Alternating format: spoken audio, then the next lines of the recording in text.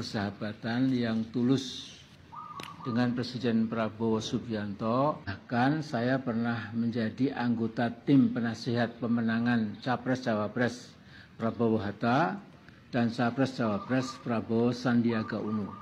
Maka saya berkeliling ke berbagai kota untuk mengkampanyekan Capres Prabowo menjadi Presiden di Indonesia.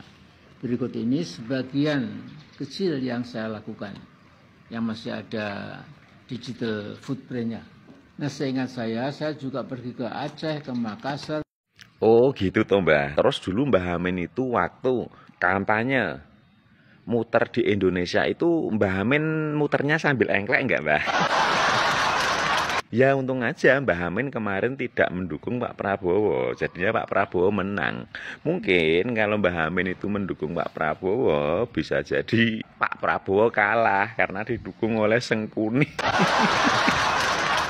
Nah sekarang muncul lagi video baru nih dari Mbah Amin. Kirain udah nganu Mbah, soalnya kan lama nggak bikin VT. Coba kita dengerin VT-nya yuk.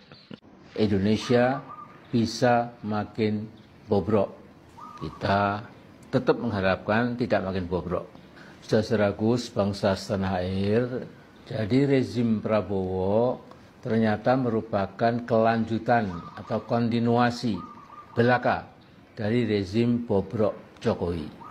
Salah-salah dengan gaya serba gerusa-gerusu dan gedebak-gedebuknya, dan maaf sambil nampak ngos-ngosan, saya khawatir masa depan Indonesia di bawah Prabowo Subianto. Nah, ingat umur Mbah. Si Mbah kemarin ingat enggak waktu pelantikan Prabowo Gibran itu nama Mbah Amin Rais saja enggak dipanggil. Tapi tenang aja Mbah Amin. Walaupun waktu pelantikan presiden dan wakil presiden kemarin nama Mbah Amin Rais ini tidak dipanggil, sabar aja Mbah Amin. Sebentar lagi Mbah Amin juga akan dipanggil kok. Dipanggil sama yang di atas. Delogo. Si Pak Jo mana ini ya? Halo, Jo. Gue saiki ndok ndi, Jo? Gue lo saiki ndok ndi?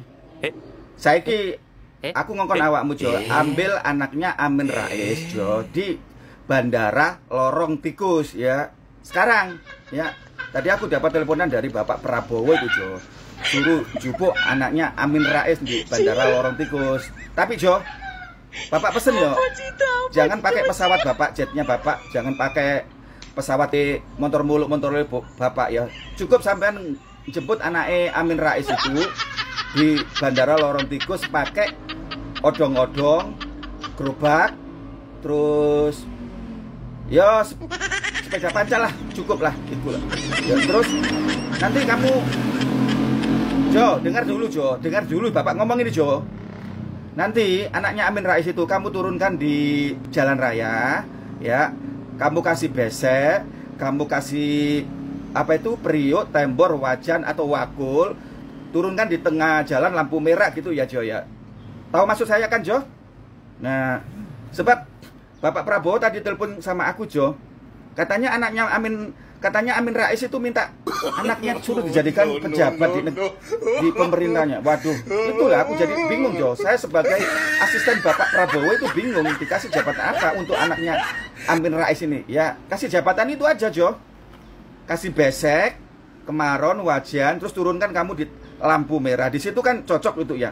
Nah, ya Jo ya. Paham Jo? Yo, lampu merah terserah lah. Kamu turunkan di mana lampu-lampu merah itu anaknya Amin Rais itu, kasih besek, kemaron, wajannya. Tapi Jo, nggak usah pakai pesawat Bapak ya untuk jemput anaknya dia ya. Cukup pakai itu apa ya, ondong-ondong, gerobak atau kerto tolak lah Jo. Terus Jo, Bapak apa meeting ketemu KP Bapak Gimana sama Bapak Prabowo ini ya. Oke bisa ya. Cepat Jo, cepat. Pak Jokowi atau Pak Mulyono itu masih ngubet, masih melilit. Bapak Amin Rais, kupikir udah tobat kok Pak Amin. Rupanya makin parah. Kebencian Bapak Amin ini sama Pak Jokowi itu ya, mungkin mau dibawanya sambil yang lahat. Tobatlah Pak Amin. Apalagi yang mau dicari di dunia ini Pak Amin? Pak Amin ini bilang kan dia sebagai anak bangsa yang mendukung Prabowo itu berhasil. Dia bilang memang ini adalah masalah Yang sulit, jangan sampai Jokowi atau Mulyono masih ngubet, masih melilit, masih mendekat saja. Jangan, kata dia, sudah lepaskan saja. Maksud Pak Amin ini, jangan sampailah Pak Jokowi itu masih juga berdekatan dengan Pak Prabowo. Amin Rais cemburu. Ya ampun Pak Amin, Pak Amin. Lalu dibilang dia, ya nggak usah sering bertemu, nggak usah juga kirim utusan ke Jokowi. Sudah selesailah Mas Prabowo, katanya.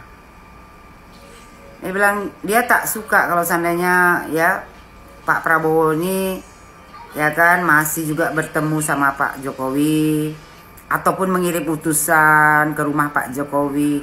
Sakit kali hati Amin Rais melihatnya. Dibilang dia kan sudah selesailah Mas Prabowo, terima kasih itu. Dia bilang sudah selesailah Mas Prabowo, terima kasih itu ada batasnya.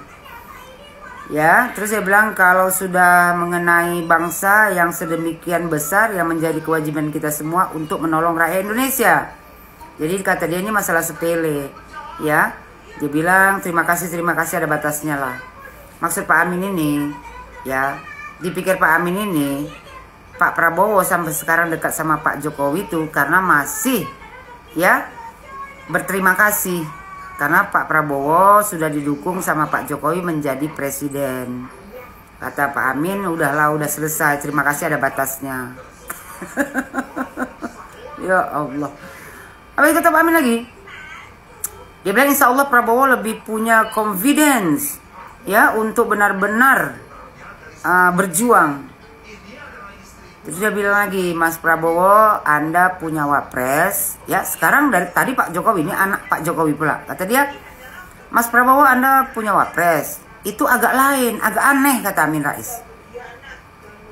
Jadi anggap saja dia itu access package, sama macam ayahnya. Ya, berilah tugas untuk dia yang ecek-ecek saja, sesuai kapasitasnya. Menurut Amin Rais, ya, cawapres kita Gibran Raka Buming Raka itu, ya kan, katanya agak aneh. Padahal yang aneh itu Amin Rais.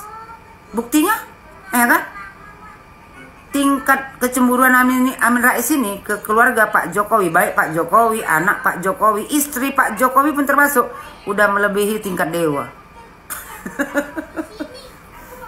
Pak Amin, mana ada tugas wapres itu ecek-ecek. Memangnya Pak Amin pikir negara kita ini negara ecek-ecek? Ada-ada aja Pak Amin ini. Habis itu kan Pak Amin ini membanggakan anaknya. Maksud Pak Amin ini sebenarnya ya dia menjelekkan wakil presiden kita, yaitu anak Bapak Jokowi, ya kan, biar anaknya diambil masuk ke kabinet Pak Prabowo. Dia bilang kan kelima anaknya itu kan dulu kan ikut tuh kampanye, ya, waktu Bapak Prabowo berpasangan dengan Hatta, Pak Prabowo berpasangan sama Sandiaga Uno. Anaknya ikut semua itu kampanye, tapi nggak menang Pak Amin. Itu masalahnya. Orang Pak Amin yang dukung, yang nggak menang lah Prabowo. Sekarang Prabowo jadi presiden berkat dukungan siapa? Joko Widodo, Pak Amin. Berarti Pak Joko Widodo, ya, lebih dicintai rakyat Indonesia daripada Pak Amin. Pak Amin ini bercerita ya kan, anak perempuannya yang nomor 4, katanya itu lulusan university ya luar negeri, ya kan, dengan derajatnya itu cum laude, ya kan. Itu kata dia itu bangga, anaknya itu bangga sekali waktu bisa diterima oleh Pak Prabowo di rumah Kartanegara. Itu kapan? Pak Amin ini sebenarnya, ya, kalau seandainya salah satu anak dia diterima di kabinet pemerintahan Prabowo Gibran, Pak Amin ini nggak akan nyanyi lagi.